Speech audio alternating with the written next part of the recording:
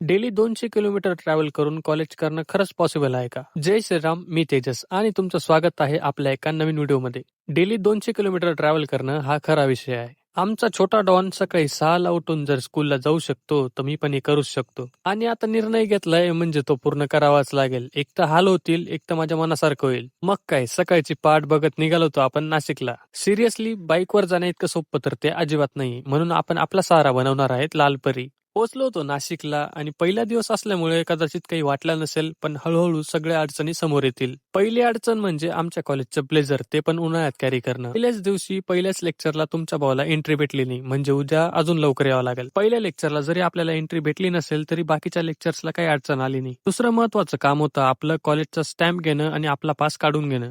जेवढा कंटाळा मला बसचा येत नाही तेवढाच कंटाळा मला रिक्षाचा येतो. काय येतो नाही माहिती.